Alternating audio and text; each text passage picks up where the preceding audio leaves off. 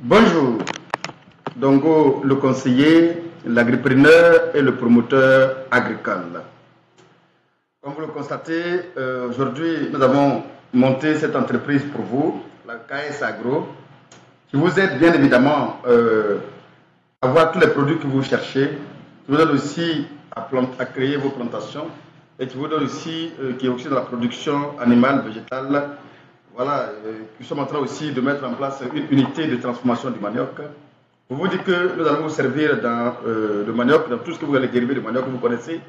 C'est-à-dire que la pâte de manioc, la tiquet, le gari, le tapioca, l'amidon, tout ce que vous connaissez au niveau du manioc. Nous sommes aussi dans la production du maïs. Voilà, pour ceux qui font l'élevage du maïs, effectivement, qui ont besoin souvent du maïs, bien évidemment, on va vous aider à produire, bien évidemment, avoir au moins le maïs, effectivement, pour vos poulets. Pour ceux qui ont des provents voilà, qui veulent de maïs pour les ravitailler, on peut vous aider. Nous aidons aussi les gens qui cherchent des produits industriels, c'est-à-dire, par exemple, la noix de cajou, le cacao.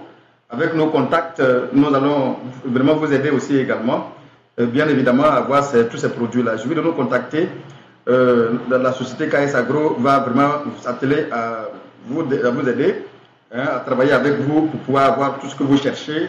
Voilà, le soja, tout ce que vous connaissez de manière industrielle, en grande quantité pour pouvoir pouvoir ravitailler vos différents projets. Mais tous ceux aussi qui sont dans le maraîcher et qui veulent effectivement vendre leurs produits, je pense que nous pouvons être un canal aussi de vente pour vous aider à vendre aussi vos produits. Voilà, et il y a ceux aussi qui veulent aussi acheter des produits maraîchers en grande quantité, c'est-à-dire que par exemple la tomate, les choux, nous allons vous aider aussi effectivement à trouver ces produits en grande quantité, qu'elle soit la banane, tout ce que vous connaissez comme produits vivriers, tout ce que vous connaissez comme produits, disons, maraîchers. Je pense qu'on peut vous aider. Produits industriels, on peut aussi vous aider à les obtenir. Il suffit tout simplement de nous contacter, on va vraiment vous aider. Aujourd'hui, nous allons vraiment vous parler de la formation sur le gombo. Comment produire effectivement le gombo en grande quantité, comment réussir le gombo sans tâche, par exemple comme ça. Comment faire une plantation de gombo sans ça. Voilà, comment faire une plantation de gombo qui va ressembler à cette image tout simplement. C'est à ça que nous allons penser, nous allons parler aujourd'hui. Comment faire une plantation de gombo qui va donner ce tel résultat. C'est de ça que nous allons vraiment vous parler. Bien.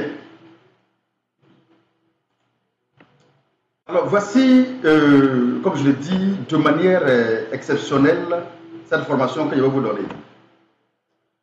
Les précautions avant de se lancer, ou encore les précautions pendant qu'on se lance, tout cela, on va vous le dire. Mais avant de se lancer, il y a une chose qu'il faut comprendre. Les différents éléments primordiaux pour le succès d'une plante. Quels sont ces éléments-là? D'abord, il y a le sol, il y a la terre que vous allez chercher, le terrain que vous allez chercher.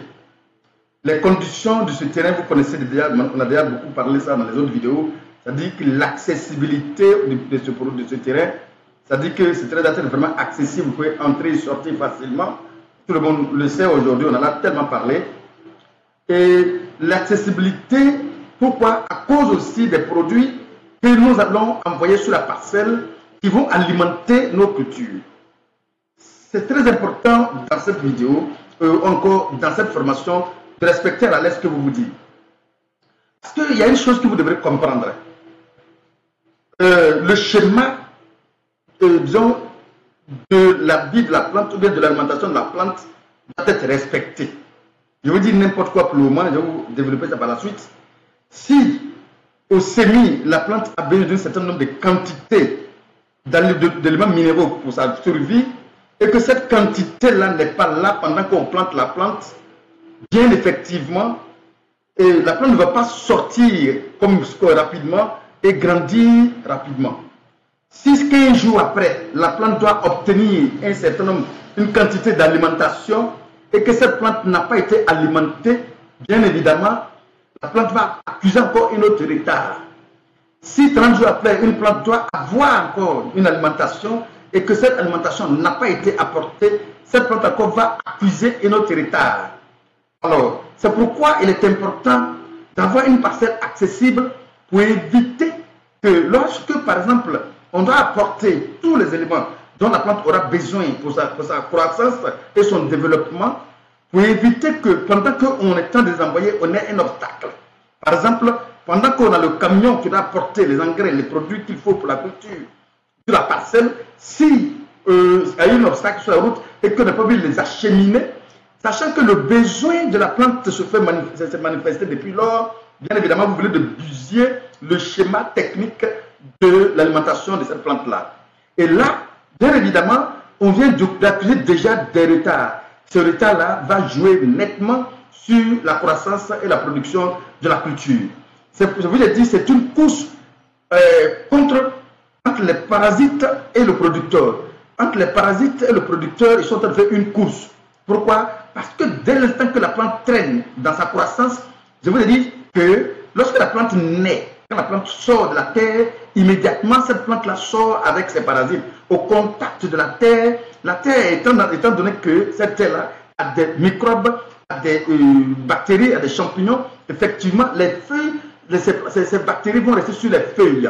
Alors, c'est sur ces bactéries, c'est sur ces feuilles-là, elles vont se développer progressivement, lentement, jusqu'à se manifester, à donner des résultats, comme vous le voyez sur cette image. Alors, pour ce faire, il faut vraiment prendre ces précautions-là, ces mesures-là, pour éviter que déjà, depuis la base, vous ayez des problèmes au niveau de la parcelle pour évacuer ces produits. Première précaution, l'accessibilité. Et l'accessibilité aussi, c'est après, même si vous avez réussi le produit, il faut évacuer, il faut voir sortir. Et les produits que vous avez implantés, il faut les voir sortir maintenant de la parcelle. Et l'accessibilité aussi, c'est le personnel qui est sur la parcelle aussi. Il faut que ce personnel puisse entrer facilement et sortir facilement.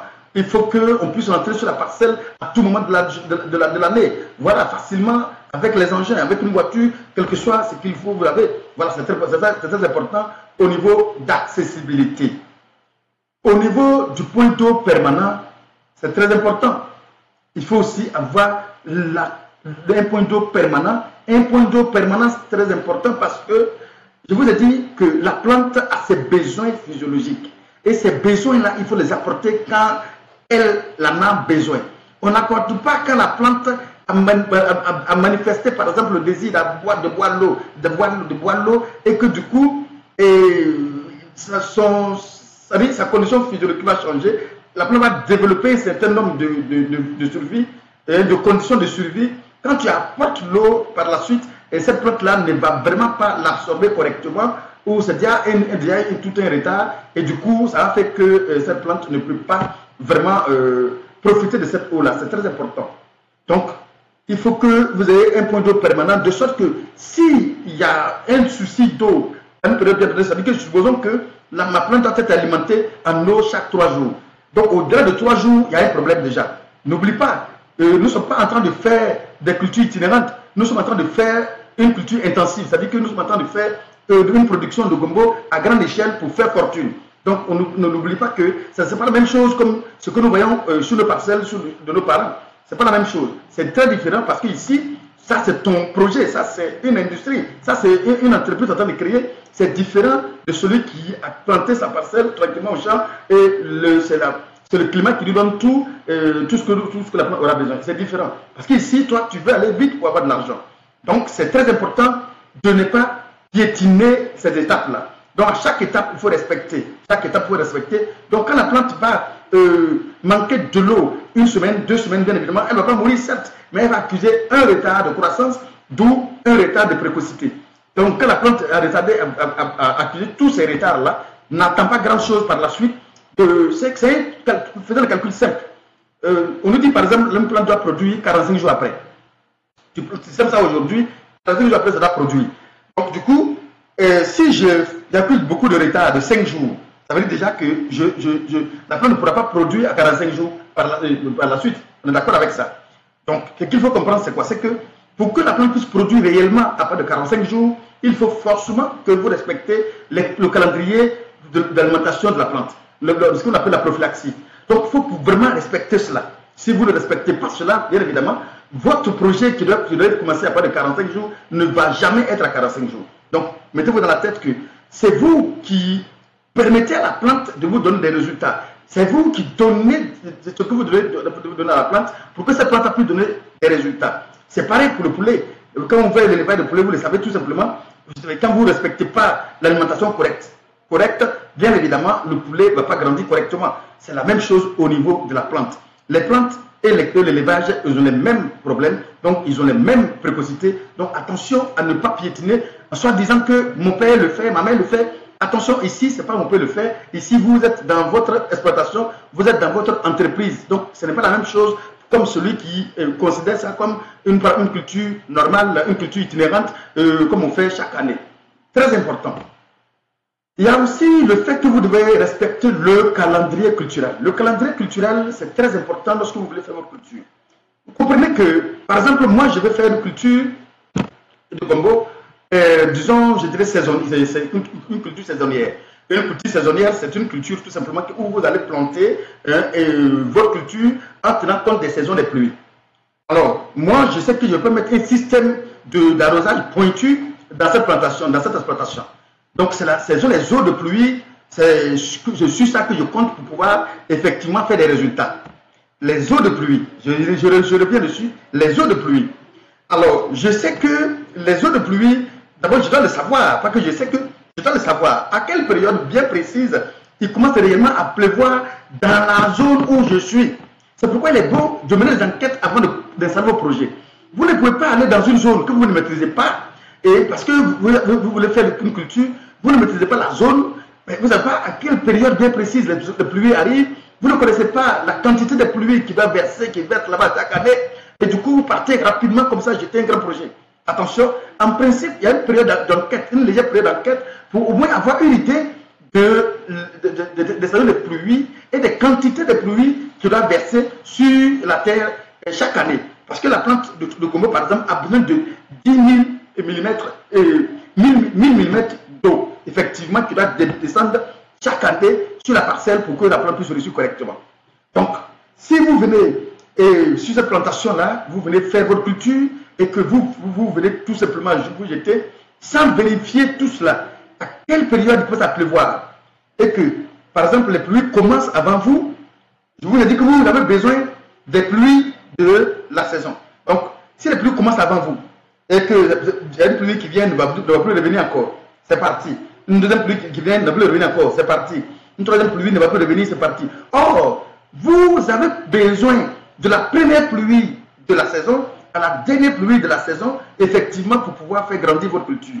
Mais vous avez déjà raté 3, 4, 5 pluies avant de jeter votre culture. Mais pourtant, la quantité d'eau qui va venir par la suite n'est pas suffisante, effectivement, pour mieux alimenter votre culture, pour donner des résultats. Vous avez déjà perdu autant de pluie. Attention, bien évidemment, quand vous allez planter, étant donné que ici, vous êtes obligé d'utiliser de pluie, alors la plante va accuser des retards, d'où, bien évidemment, ça va jouer sur la production de cette culture-là. C'est bon de respecter le calendrier culturel et de connaître quel est l'environnement, effectivement, de culture dans lequel la culture doit être. C'est un environnement idéal de la plante, effectivement, et l'homme doit créer cet environnement culturel-là. Alors, en général, il faut comprendre que le début de préparation de parcelles doit être anticipé. Et c'est pourquoi, déjà, pour certaines personnes qui veulent faire des grandes plantations, ici je parle spécifiquement de la culture du gombo, mais je parle de manière générale, pour que ceux qui veulent faire des grandes plantations, ils doivent savoir que c'est à partir du mois de novembre, décembre, janvier, déjà, il faut déjà commencer à ce qu'on appelle les préparatifs, effectivement, la préparation de votre parcelle. Pourquoi? Parce que c'est en cette période-là, effectivement, quand vous allez nettoyer, parce que les pluies cessent carrément, donc en cette période, quand vous allez nettoyer et préparer, vous allez pouvoir facilement nettoyer et facilement aussi également brûler. Et tout ce que vous connaissez, on connaît, les travaux qui vont venir par la suite. Surtout lorsqu'on doit embellir la parcelle, on doit mettre la parcelle vraiment nue, ça demande beaucoup de moyens, vraiment beaucoup d'énergie. Si ça ne brûle pas, vraiment c'est beaucoup d'argent que vous allez débourser par la suite. Surtout que lorsque vous êtes sur une forêt vierge, ça devient compliqué parce que Si ça ne brûle pas, ça veut dire que vous ne pouvez pas découper tous ces arbres pour les faire tomber. Donc c'est pourquoi il est important de commencer le nettoyage sous bois. Si c'est une forêt, bien sûr, vous allez commencer le nettoyage sous bois dans le mois de novembre ou dans le mois de décembre ou de plus grand tard dans le mois de janvier. Nettoyage sous bois. Ensuite, vous allez pouvoir, pour celui qui a par exemple, nettoyé en novembre, en décembre déjà, va pouvoir faire la bataille de de sa forêt. Et voilà, et ainsi de suite. Voilà, donc vous allez faire le nettoyage sous bois. Et tout cela doit se faire dans le mois de novembre, janvier, et novembre, décembre, janvier, tout ce que vous connaissez. Très important.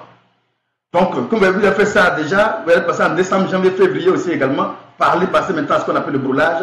Hein, pourquoi pas, on peut brûler à partir du mois de décembre, janvier, ça dépend de vous. Si vous avez peut-être fait novembre et que votre truc est sec, vous pouvez déjà commencer à brûler. Tous ces trucs, c'est pour anticiper sur les autres activités à venir, je vous le dis. Anticiper sur les autres activités à venir. Ne piétinez aucune activité de ce que nous allons dire dans cette formation.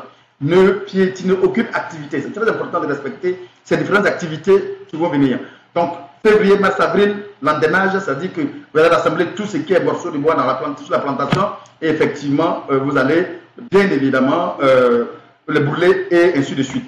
Maintenant, dans le mois de mars, avril, mai, en fonction de là où vous êtes, je vous l'ai dit, cherchez à maîtriser disons, la pluviométrie dans votre zone, à quelle période les pluies descendent. Sinon, en réalité, il y a des zones, les pluies commencent à partir du mois de mars, à partir du mois d'avril, à partir du mois de mai.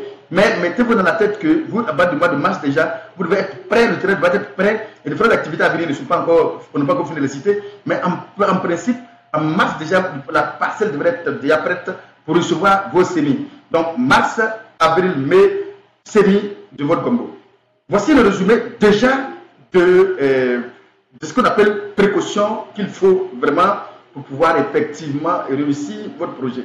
Et c'est très important de suivre à la lettre ce que je vais de dire de manière résumée dans ce module. C'est très important.